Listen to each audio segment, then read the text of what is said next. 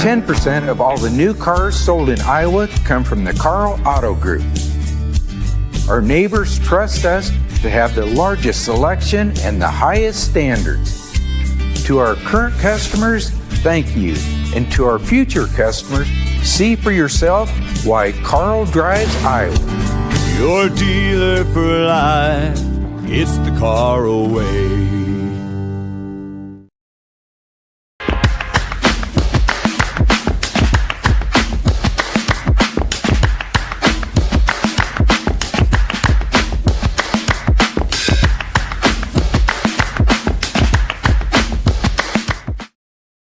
I'm Chris Williams from Cyclone Fanatic and a proud Iowa State graduate from the class of 2007. No one shows up like Iowa State fans. And Cyclones support Cyclones on and off the field. Your gift can provide scholarships to students, fund groundbreaking research. We can even drum up opportunities for the marching band. Visit MoveWhatMatters.com to learn how you can make an impact today.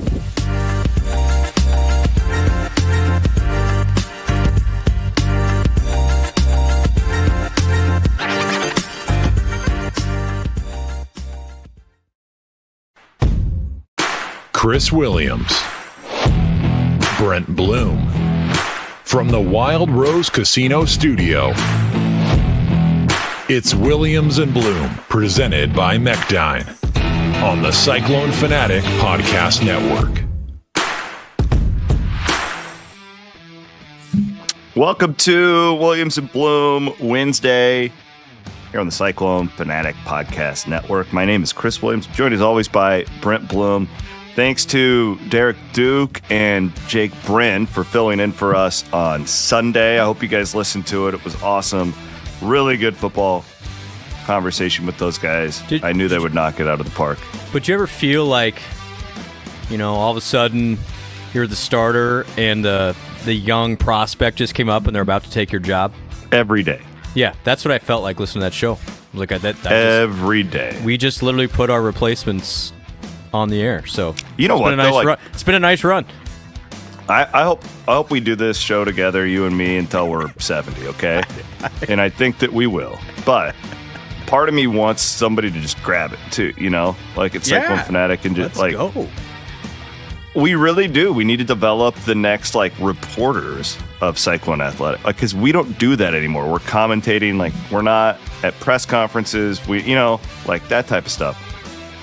It was good. It was a really good show. My guy Brent, really good. He's got the seal of approval from the historical perspective. Derek Duke, if he lived in Des Moines, would be an all-timer in the media landscape, but he has been a huge addition. Thank you, guys. You guys are great. Honored to have you as part of the team here. And they have a weekly show on Iowa Everywhere. If you enjoyed that and you haven't heard it, it's called Bigger Than 12. You can search it or you can follow us on Iowa Everywhere and you can listen to those guys. But they did a really good job, so appreciate them stepping in. I was racing at the God, Bloom. I know you're an elitist. I was joking. I said in our group chat, I said Bloom would totally wear his Wiffles Hybrids hat if he were here. Anytime Bloom wants to look country, he just throws on his Wiffles hat. It's so funny. It was so much fun. I had maybe the best weekend of my life. I saw a lot of Iowa State fans down there. In fact, we were checking the camper in, and a guy ran up and gave me a high five. So it was so much fun. So cool. And it was nice to not have to worry about doing the show, because I was going to do it from there, and I wouldn't have enjoyed it. You deserved it, pal. Those photos were amazing. There's a couple of them on the YouTube. And then, so Miss Elise did okay? Oh, my God. She was awesome, man. She never complained. She had so much fun. Look at her right there. She's tearing up when she saw the trailer of our favorite driver. And that kid, and your boys are going to be this way too, where you want them. We had the gentleman ask us a couple weeks ago about how do you get your kids to love it. Well, that we've kind of incorporated our families into what we do. But the problem is, Elise, she needs to understand that she's very privileged to be able to walk around the pits of a NASCAR race. That's not normal. That's not normal. Yeah, and she needs to respect that, and she needs to be appreciative of that. And she was so polite and just kind. I was so proud of her. And she didn't complain one time. She literally sat up on top of that Plaza RV and just watched the races. And we did get her a couple of Peppa Pig coloring books to pass some time. As one does. Yeah, we had a lot of fun though. And the RV held up great too, by the way. And you towed it out. You didn't get stuck in the mud and all that jazz. No mud. It was a beautiful weekend. Yeah, it looked great. Last year sucked. It was cold and rainy, and like this year was amazing. I want to go next time for like not a night, like a day trip, and then I can. You come out to Iowa. Come out. Or I'll go to Iowa. That works. That works. Yeah. I can do that. Or although I would make the argument that camping at Kansas is considerably better because you stay in the infield. But I've been in that area. There's some hotels nearby. Like I'll stay till like 11, 15. That Great Wolf Lodge is right next door. Let's go to the Great Wolf Lodge. Let's do that. That's more my style. My style of camping is with air conditioning and a hot shower. I have both of those in my Plaza RV. You know what talking about? You think I would camp? No, Come on. Let's be. I do tailgate. I camp at the RV Village. And it does. I don't know. Like, what's better? RV Village or NASCAR? What? That's not a fair fight because NASCAR is like my ultimate passion. Like it. And I'm not working there. So like when I'm at the RV Village, I love it. Like I have fun. We look forward to it. You see a lot of people. Yeah, see a lot of listeners. But I'm working, and the next day it's like game day for me. You know how I am on game day. Yeah, you're not fun to be around. No, I suck until that game's over with and Iowa State has a win. I'm a horrible human on game day, on Cyclone game day. Like I'm serious. I cannot relax until that game is over.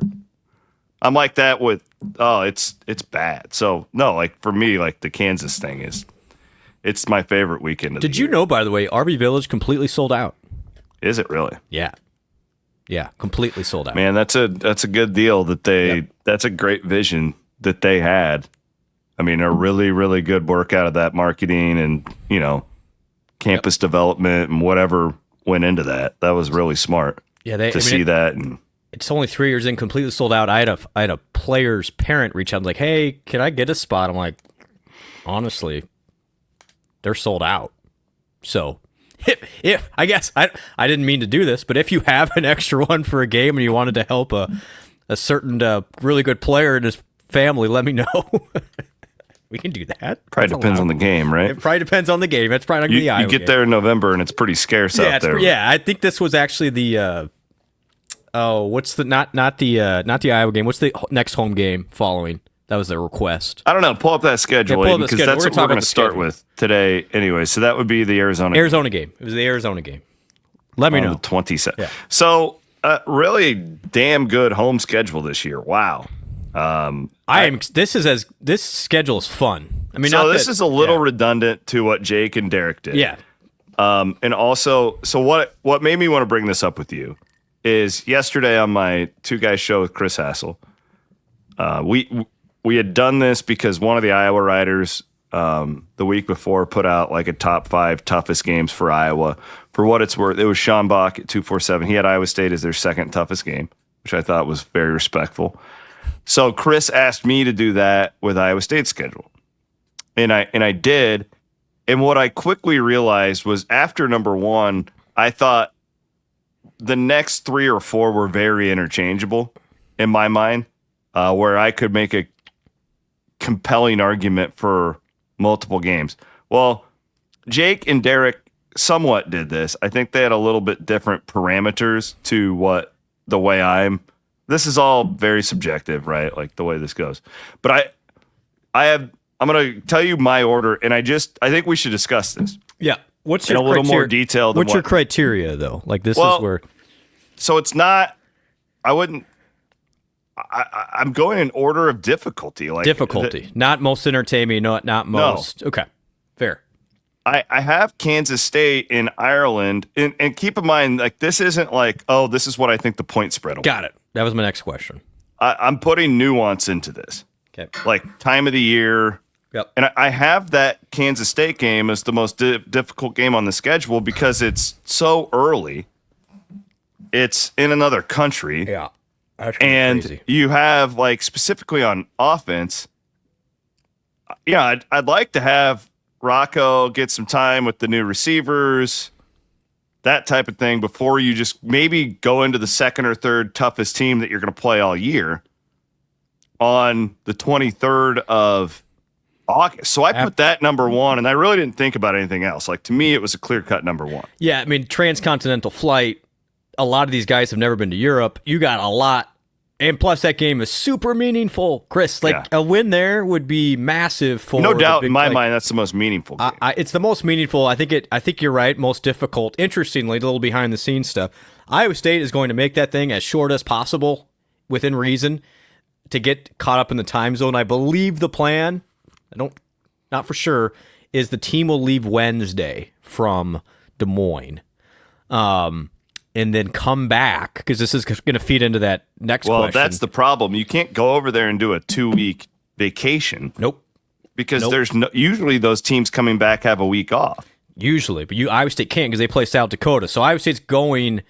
Normally, the teams would stay a night after the game. Iowa State's getting right on a plane after the game, like right on a plane.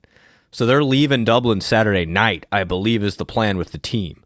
So they should get back to Iowa by noon Sunday, which is crazy. But then you're just in game week. Then you're in game week at that point. So hopefully it doesn't throw it off too much, but a lot of foresight went into that of like, you're right.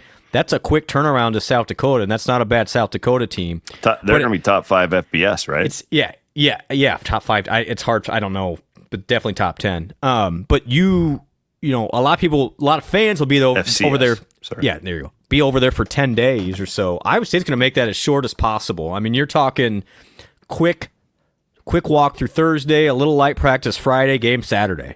So you got a couple days to adjust to the jet lag and the time zone difference, but it's get after it and get home.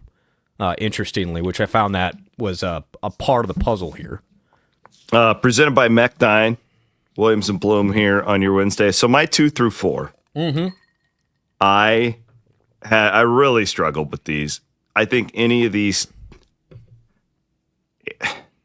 I have BYU number 2. Really? Everybody was surprised by that, but Brent, they are like in a lot of these polls preseason top 10. They were like 10-0 at one point last year. They bring everybody back. I just can't. I'm with Brent here. I just can't put them in the top 4. I can't. So I have them, Iowa, and Arizona State. But again, like I said, you could convince me in either way. Like, you could convince me to put Arizona State at 2, Iowa at 2, hell, even maybe Kansas. Like, honestly, any of those teams, like, I think it's a really interesting conversation to have. I put at Colorado at number 5. I don't know. Like, what are you going to get from them? I don't know. Maybe TCU should be there instead of Colorado. They're my number 3. Really? So this is why I wanted to do this, because I am not sold on my list here. Yep. So I'm going K-State. Oh, I shouldn't say that. I don't know. I mean, I'm going K-State then Arizona State. I'll put Iowa at 3. All right. I thought about putting Iowa at 2, but a conference game that's the hurdle for Iowa State. It's not beating Iowa. Take that. It's not. It's the point of the season. Like, you're coming. I think that's a terrible spot to play Iowa. They have one game against like Albany. I don't know. They're only going to play their starters for a half. You have to come across the pond, play a good FCS team, and then you get your rival in week 3. Like, you could be pretty burnt out by then. Good point. It's a bad spot. That is a tough spot. And obviously, everyone knows the history, which is what it is. And Iowa State doesn't get its first bye week until week after 5. Arkansas State. That Arkansas State, oof, man. Like, I'm telling you, the first 4 games, if Iowa State's 4-0, you're like, they've earned it. They absolutely. That's a great point. If you're 4-0, the whole thing opens up. That's a good 4-0 based on how that thing lays out, if you can get there. So I'm going to go, I'll go Iowa 2. Okay, agree with there. I'm putting TCU at 3. Aiden, if you could look this up, odds to win the Big 12, I don't even know what's out there. I am buying on TCU, whatever TCU is. Okay. I think with their quarterback, They had a really weird year last year. A lot of injuries, a lot of craziness coming off. It was like the post-Duggan era where you had to and then the last figure out. I think he's good enough, Dykes, that they're in for a huge bounce back, and you're down there. I think that game on November 8th has total championship implications for making the championship game. So your argument to me, and this is, I'm totally fine with this, and maybe you've convinced me to even change it, is that TCU deserves to be on the list instead of Colorado. Yeah, I just don't think Colorado, especially at that, it's going to be a fun game. Don't get me wrong, it'll be entertaining. There'll be a huge eyeballs on that game. But I think the TCU game dictates if Iowa State's still competing for a Big 12 championship, more so than Colorado. Just timing and everything else. And plus you get that. That's more meaningful. Which game is more difficult? I think TCU's better than Colorado. Too. Okay. Yeah. I'm not going to argue with you. Nope. All right, so you guys are both, you and Brand. I convinced Hassel. He had BYU at number 3. You're underrating BYU. I am. I admit it. Okay. I think so you don't think I'm nuts for having them there? No. I like purely on paper from a year ago. Here we go. Odds to win the Big 12. This will be good. Can you zoom in there, my man? Texas Tech. This is from FanDuel. Okay, FanDuel. Texas Tech and Arizona State, the co-favorites at 6-1. Wow, this is crazy to me. What are we doing? Utah's third? No, you wait a second. Utah's tied with K-State for third? That's nuts. Baylor's next at 7-1. So Iowa State doesn't play BYU Holy or cow. Baylor or Utah. Then Kansas at 11-1. I don't agree with that at all. There's our conversation. TCU at plus 1,300, Colorado at plus 2,500. I think Iowa State is super undervalued at 1,200 too. That's nuts. That's completely But Vegas nuts. agrees with you that TCU is a more difficult game than Colorado. There you go. Yeah. Okay. All right. Yep. So I trust Vegas more than I trust you. So no, they agree with you that BYU's tougher than TCU. Yeah. Hey, go back into that real quick. I want to see where they had the Arizona schools because we were talking about Iowa State's home schedule. So Arizona State at plus 600. Co-favorite. So they would be considerably a tougher game than Arizona. What is BYU again? BYU's 8.5. So not that much different. So yeah, pretty even as far as those two go. What a weird league. This is going to be. Who knows, man? Well, I don't know.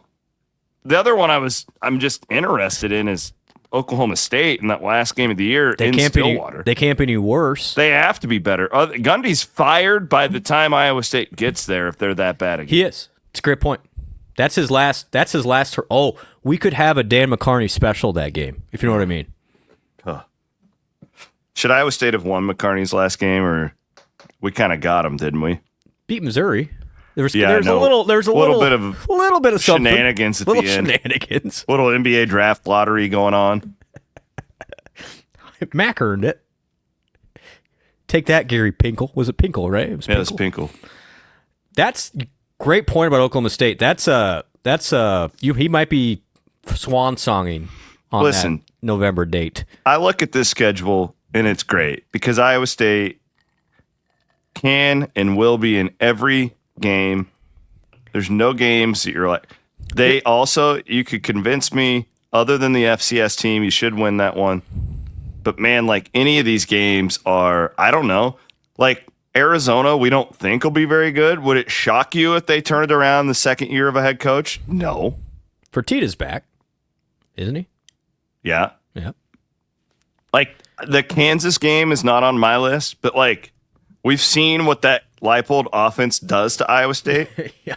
Yes, we right? Like they've got the dime stack figured out.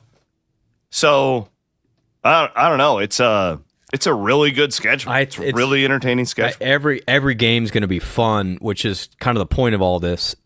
I would say outside of South Dakota and Arkansas State, just first blush here, C-Dubs, I think every single game is within 8 points. If I'm putting an initial spread out, is that outlandish? No, I don't think so. I mean, because the one that wouldn't be would be Cincinnati, but that's on the road, so that's got to be within 8. Colorado for sure. Arizona maybe gets up to 10 early on in the season, but everything else is pretty tight, really tight. I want to get to what Jake had just to bounce bounce it off of it. But I want to thank our friends over at Central States Roofing for stepping up and supporting us. Knock on wood, you're not going to need, your business isn't going to get hailed on or wind, but it's probably at some point. Next few weeks, we're probably going to have severe weather. Good to have something on speed dial. They are. You got to be first. Commercial roofing experts, and if you need anything, you call my guys over at Central States Roofing. Great local company. They are big time supporters of us here. We really appreciate them. So keep them on speed dial if you need to. Central States Roofing. Also, would like to thank our friends over at the Ivy College of Business at Iowa State. Remember their graduate program? Looking to expand your horizons in the next few years. The Ivy College of Business at Iowa State. Can I get a breaking news sounder? We have a new dean. Oh, we do. For the Ivy College of Business. My guy, Raj Agnihotri. Raj ran the sales. Do you know Raj? I do. He's maybe the most dynamic individual I've ever met in my life. He's really? Where's he from? He's I think he came to Iowa State from Texas Arlington because he came when I was there, and right away I'm like, this is my guy. Super energetic. Oh, so he's from within. Yeah. Sorry. Oh, okay. Sorry. That's what I said. Like, did he come from Nope. TCU or? He ran Iowa State's extremely successful sales program. Everybody that meets Raj loves the guy. Excited for you all to learn more about Raj. We got to get him on the podcast. That'd be great. I'd love to do that. He's an elite human being and outstanding leader, and Ivy's in good hands still. Congratulations, cool. Raj. Very cool. Thanks for sharing that. I want to thank our friends at Gravitate Co-working. You check them out at gravitatecoworking.com for all of your co-working needs this spring and summer. And, of course, talking about bad things happening, Hopewood. Get your will done in the day, Hopewood. That's all JD. you need to say. Hey, Kelderman hit me up today. He's going to use Hope. And honestly, if you have an estate attorney, I want her name to be Hope. I mean, really, we're on fire. We're doing it today. All right, bring in Aiden Wyatt, who's producing the show. What did Brend have in this conversation? So he had at 1 K-State, 2 Arizona State, 3 Iowa, 4 at Colorado, 5 at TCU, 6 Kansas, 7 BYU, 8 at Oklahoma State. That's my guy. 9 at Cincinnati, 10 Arizona, 11 at Arkansas State, and 12 South Dakota. And again, I'll go back to what I said. I can't argue with that. Because I thought 2 through 4 on mine were interchangeable. 2 to 8. You and Brend have convinced me I would move Arizona State to 2. Yeah, okay, thank you. 2 to 8 is a complete roll of the dice. So those all are going to be 3 to 8 points. 3 to 8 point lines, all of them. And then it would come down to, are you a Dion guy? Do you have faith that talent will, are you a Sonny Dykes guy? Are you a Gundy guy? Right? There's all these conversations you can have. Yeah, and I think the Iowa thing is interesting to me. And again, not like I went over their depth chart. That's going to be a tough test for the new quarterback for them, though.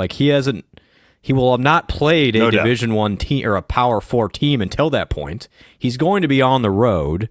I know the receivers are supposedly better, but let's be honest. Yeah, we've heard that a lot, though. And then the defense was completely down a year ago. I know Iowa should be in the top 25. I agree with that. They have the track record. They've done really well at Jack Trice Stadium, but that's a super tough spot for them, too. I mean, that place is going to be charged up. We know that. It's actually...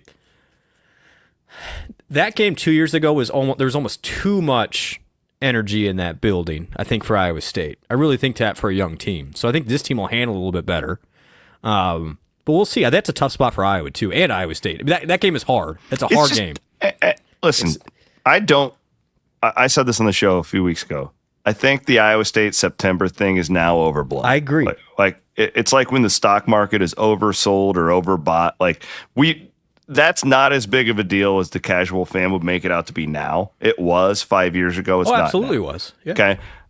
So it's not that. It's the aspect of you don't get, Campbell treats that first game different. And maybe they're going to come out and just be unbelievable because he knows he can't do that this year. I don't know. Mm-hmm. I don't know. Mm-hmm. I mean, I remember that game last year. It was we're sitting around the fire after the game. We're like, huh, that was it? That was Like, but they didn't do anything. And then you go back and watch the tape, and you're like, oh, yeah. Like, they were literally just running hand the plays. ball Like, off. they, yeah. So, yeah, it is, this league, though, man. Like, this league is, we had the same conversation last summer. year. Yep. I think the schedule was easier last year. But a lot of these toss-up type games you get at home, we're all, pull up Brins one more time, if you don't mind. We are all underrating Kansas, in my opinion. Yeah, I think Jake has them sixth. We're all underrating Kansas in some capacity. I think he's really good, obviously. And then quarterback situation, Daniel's finally gone, which I actually think for them, C-Dub, I think that's a plus. Really? I do. I think... Who's behind him? Who's their kid now? It's the... I don't know enough yet, but I know that Leipold's a stud, and he seems to have Iowa State's defense's number. Yeah. In some capacity. So Daniels is he back? Wait a second. No. Well, no. He is back. Son of a... I think. For his ninth year? Good gosh, man. We're all underrating them. He's back. I thought we're he was all underrating done. that Kansas team, I'm telling you. Oh, boy. Yep. Okay. Well, that changes my tune on them. I thought having he was said done. that, I want to He is very inconsistent, though. I think he's talented. And you can't... I'm not just going off of last year in Kansas City. Iowa State's defense was depleted that day. Okay?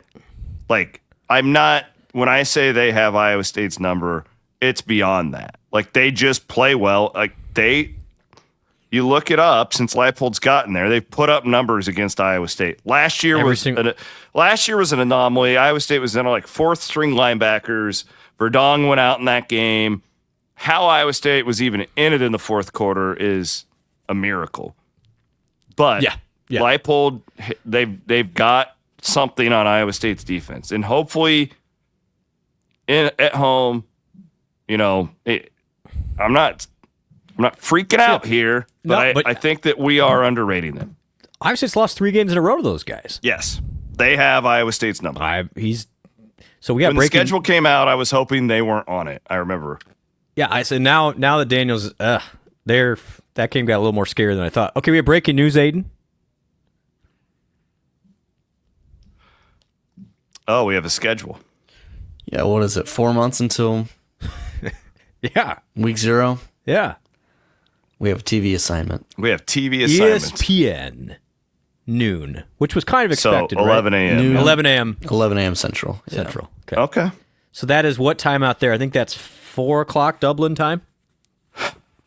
I got no clue. I believe that's correct. I will be there, though. I am going. So will I. Yep. I found out, C-Dub, I am doing the sideline reporting for that game on the what's Hark Radio doing? Network. He's got a big board meeting or something. Just can't get out of it, huh? And so they go to the most athletic person in Iowa, and that's me, because I am a former... On the bullpen side, getting you. I'm a former 6 foot and under intramural mediocre basketball player at that. That's 5 p.m. Dublin time. 5 p.m. Thank you, Aiden. Good work out of there. Allegedly. So no Guinness for me that day. Kind of a bummer. I'm going on a 10-day excursion. I know you're going to have the good trip here. We're going with the Coopers and the Carpers. You lucky son of a... I cannot promise you. Elise, we've been talking about her. She's going to spend her 6th birthday in a castle. Oh, you're taking the kids. Yeah, kids are going. All of our kids are going. So you're Elise is going from the pit box in Kansas City to a castle. Whoever her significant other is going to be down the road is just going to be a lot to live up to, pal. You're setting the him real up problem. You're setting him up for failure. It was a fun weekend.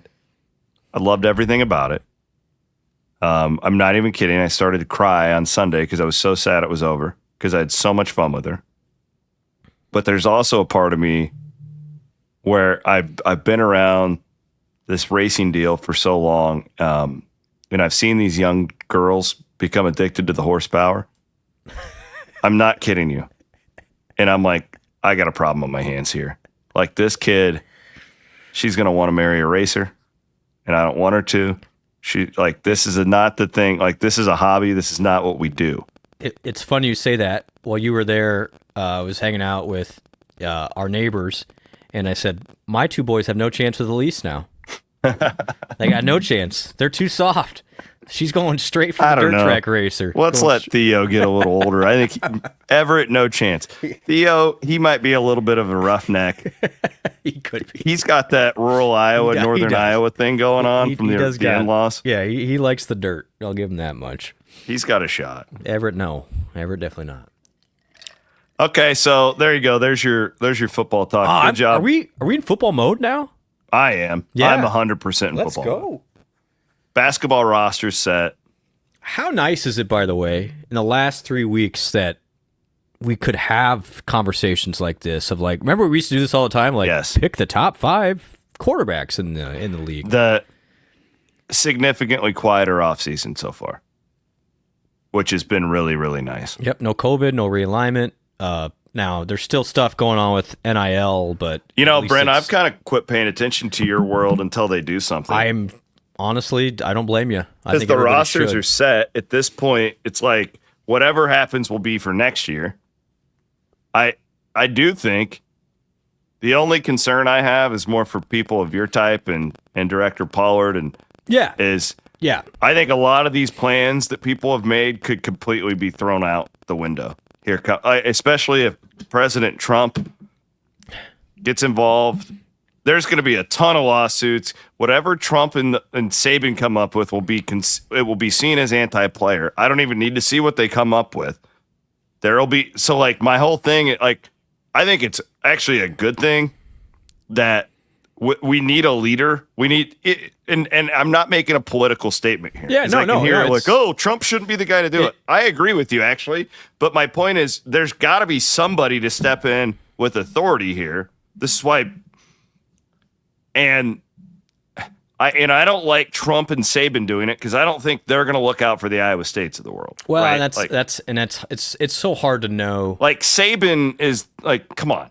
Like, the guy had every advantage known to man, was likely cheating like crazy when he was at Bama.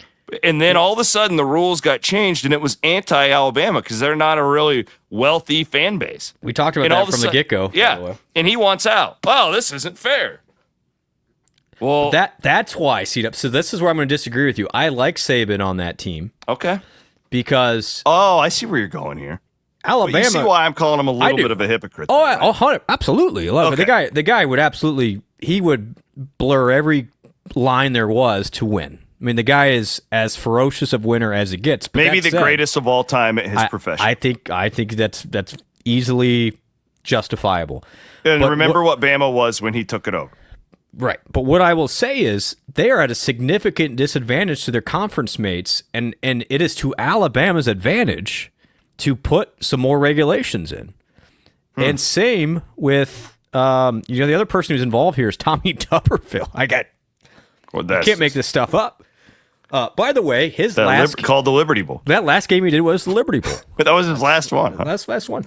And I thought this was interesting. I just remember Iowa State. I just remember my Twitter feed, just people. Well, and he called it. This guy sucked. Interestingly, he called it with Mike Patrick, who actually passed away 2 weeks ago. Longtime legendary ESPN broadcaster. That was his last game on ESPN. I loved Mike Patrick. And again, this is, you're right. There's a lot that's going to change here in the next 6 weeks, but I think for your everyday fan, just chill out for a little bit finally. And is it possible that Saban's just like at the point of his career where he can look out for the greater good and not be tribalistic? Because here's the thing, guys. If it keeps going down the current path, do you know who you're going to have? Literally 8 teams that can win it all every year. 8. And that's Ohio State, that's Michigan, that's Oregon. I'm putting Penn State in there. Yeah, I would put Penn State. I'm going to put Texas A&M in there. Georgia's in there. Tennessee's in there. And maybe USC. And that's probably about it, right? Like, those are your big, and Texas Tech, honestly, too. I mean, Tech is spending as much as anybody. The interesting part here, and I didn't mean to go down this path, but the other person on this commission is the mega Tech donor, Cody Campbell, who has single-handedly turned Tech into a monster and why they're picked to win the Big 12. And they'll probably be picked to win the Big 12 in both football and men's basketball next year, all because of Cody Campbell. Cody Campbell sold his energy business for $6 billion recently, and he's basically decided, I'm going to have a toy team, and that is the Texas Tech Red Raiders. Here, and I always said if I ever got rich, I'd just own a dirt late model team. This guy's a lot smarter. So if anybody wants to have fun ownership of the Iowa State athletic program, Brent at WeWillCollective.com will put your money to use. But no, that's the thing. I actually think Saban and this Campbell guy can help. Okay, good. You know more about it than I do. I just like the Saban thing, and again, I respect the hell out of it. You're a skeptic. Yes. It's easy to come out and yell when all of a sudden you don't have every advantage known to you. If he was on the college football playoff, I would 100% agree with you. Okay. The fact that he's on the roster management side, I think actually helps the quote unquote, non-good top 10 programs. Whatever they do, this is where I say this is the only, because I don't like it. I don't like politicians being involved in it. I don't either, but we're in it now. There's no going back. So whatever they do, the only reason I like it here is because I genuinely don't think that I think the only thing Donald Trump cares about is constituents and just being liked and ego, right? Okay. Like he wants credit and right, like. And I think that he, in his mind, represents a very blue collar, right? Like right. There's a direct. My point is, I don't necessarily know if he's going to be like, "Well, we got to rig this thing for Georgia." No Like chance. I don't think I think that he probably looks at this as let's save college football. And agree. again, like you could hate the man. I don't care. My point is, whatever the solution is, the Sun Belt needs to have a seat at the table. The Big Ten needs to have a seat at the table. Everybody needs to have a seat at the table. This can't be Greg Sankey and his contemporary at the Big Ten rigging it against everybody else. And like I do think that Trump is a decent, like in the sense of, I don't think he really gives a shit about rigging it for anybody other than how does this thing look to constituents at the end. Do you agree? Like him or hate him, nobody can out ego the guy, and so he doesn't care about Greg Sankey. You know what I mean? Yeah. So I think, but I also from that aspect, and I'll go back and say the same thing I said. Like the reason we're in this spot is because nobody was a leader 20 years ago. I agree. Now you've got where Booker, Trump, Cruz, all these people who don't know anything about this situation, who have all these other motives, now they're the ones that are going to set the policy going forward. Because you, as an industry, failed to act when you should have seen all this coming. Yep, agreed. And I would just reiterate, and I've said this a couple of times, as a industry, fans included, we got to stop saying, "Oh, that's not real NIL." Everybody knows that. Yeah, like we gotta get our minds out of like, "Oh, that's not NIL." And they need to just quit calling it that. I agree. Yeah, they just got to call it athlete compensation. And that's why I've been pounding the pavement about you got to think of this like pro sports now. And I understand it's like, oh, well, that's losing tradition. Well, we're gone. Yeah, it's tradition's gone. We're not going back. So let's find a system. How many of those works. things above the urinal have you seen at Hilton Coliseum? You cannot Chris, buy the player. It's got to the point where I'll meet with stoners like, well, I don't like it because it's not real. And I'm like, I know it's not. Like nobody's arguing that. Yeah. It's NIL. That is 3 years ago. We got to get to a point where we call it athlete compensation. We make it fair. We make it equitable enough that there's competitive balance within it, and then go from there. That's my biggest takeaway with all this stuff. It's like once we all admit that it's not NIL, we come up with a solution a lot sooner. Well, found our way back to the old reliable. Sorry. No, it's okay. I'm glad that we could talk about that. Slow news week. All right, what else did I have? Oh, Hunter Dekkers. Hunter Dekkers, yeah. So he got a deal with the Saints. Derek Carr's retiring. Opened up a spot for him, right? Is how I viewed it, yes. kind of? Yes. I'm really happy for Hunter. I don't claim to know him too well, but we've both worked with him in NIL capacities, and he was always a very kind young man around us. And I'm just happy he's going to have an opportunity at the next level. I'm not surprised because we all knew the talent that he had when he was at Iowa State. He proved it at the next level, setting records at the JUCO level. And I, for one, will be rooting for him in the National Football. Yeah, how could you not? And the guy, college is about learning how to grow up. He had to learn a really hard lesson in a hard way. And there was a really good article in the Des Moines Register. Was it Tommy that wrote it? I don't remember who exactly wrote it. I want to give him credit. About what Hunter went through. And there was a point where he didn't leave his house for like a month after that whole gambling thing because he was embarrassed to be caught up in that. He almost quit football. He did quit football for a while. And it took our guy Scott Strohmeyer at Iowa Western to big time coach. Yeah, who's really good to connect the dots and go from there. Now look at him. And it's interesting because we talked about Jalen and Jaden when each of those guys got on campus. The staff's like, these guys are NFL guys, each of them, in their own ways. They said the same thing with Hunter Dekkers, from the first day he got there. And for whatever reason, it didn't work at Iowa State. And then the off the field stuff, which was obviously partly his fault. He still did it. Okay. He absolutely deserves some blame. Yep. But to learn from it, get better for it, and now make a career out of something that really turned against you at one point in your life, that's a really cool story. And I think we need to celebrate that. And sure, did he have the best year at Iowa State? No. But at the same time, part of college is growing up and learning to become an adult, and I'm happy for him he gets that chance now. Absolutely. Very well said. I hope that he sticks with the Saints and has a long career. He's one of those dudes, too, that it's just like he could be out of the league in a year and never make a team, or he could be all of a sudden like he gets put in and has like a huge throw, and like he could be that guy. He's just never really been seen that much because of everything that happened. He immediately I think he's a top half arm talent guy in the NFL. Talent. Yeah, I don't arm talent. Now, there's a lot more to being quarterback. Between the years, the leadership, all the other stuff. Absolutely. But there's a reason why that guy gets in minicamp and like, oh my gosh, who is this guy? So they're going to give him a chance, and I think he's at a good spot, honestly, because they got a bunch of random dudes down there right now, and we'll see if he can stick, and I'll be rooting for him. The part of Dekkers' game that has an advantage is you don't know what you don't know, and he hasn't been really lit up too much in his career. Good point. I know every wart Spencer Rattler has. Yeah. Right?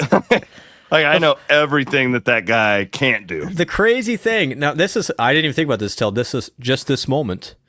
Both Hunter Dekkers and Tyler Shuck were part of that Fiesta Bowl game in 2020. Shuck with Oregon, and Dekkers was a true freshman at the time at Iowa State. Is that right? I think that's right. Yes, that is correct. And now they're on the same team because that Shuck was their third round pick, the Saints. Which is crazy that he worked his way up to being a third round pick. Yeah, I still remember because he was the Oregon quarterback. Now he got beat out for that game. Well, him and Purdy, that was the whole storyline. Both the Arizona because they're both from Arizona guys. And I still remember it like it was yesterday because we were struggling as a theme on this show. We struggle with pronunciations at times. And somebody said the easiest way. I struggle with them. Let's be honest. The easiest I'm the way. dumb redneck who can't pronounce things. Well, call a spade, Blum. It's fine. You won't hurt my feelings. I wasn't going to throw you under the bus, but the Oregon message board is like the line was, it's appropriate that Shuck rhymes with suck. Yeah. And look at him now. Happy for all that. Good job, Hunter. This is a Hunter Dekkers fan show. We like him, and I exchanged texts with him a few months ago, and he was super pleasant. I didn't even know if he would get back to me. I had no idea about how he felt towards Iowa State, and he was awesome, and he roots for the Cyclones. Cool stuff. Iowa State University Foundation, MoveWhatMatters.com. If you're feeling very charitable today, you can go and make a difference on campus. I love getting all the thank you letters from Forever True Day. Look at this thingamajig. Got a little gift package for Hey. my Forever True Day work. you I go. got some keychains, all kinds of stuff. Congratulations to all the new graduates. That's this weekend. Absolutely. Yeah.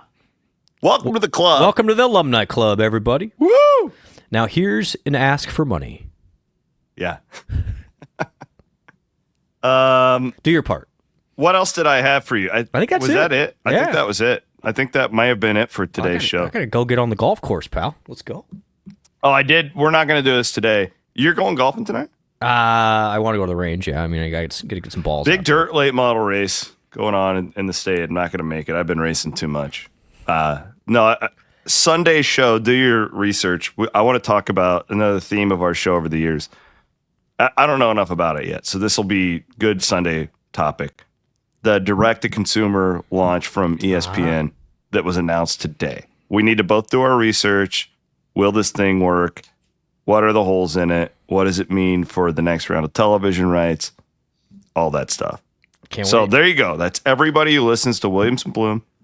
That is your homework for the weekend. Mechdyne is our presenting sponsor. We appreciate it as always. Go and buy yourself a bottle of Cody Road. A 6-pack of Ames Lager, baby. My name is Chris Williams. He is Brent Blum. Aiden Wyatt produced today's show as always. We will be back on Sunday. Thanks to Jake and Derek for filling in for us. Jeff Woody and Grant Mahoney have a new show out this week. Kicking it. We'll be back on Sunday. Later.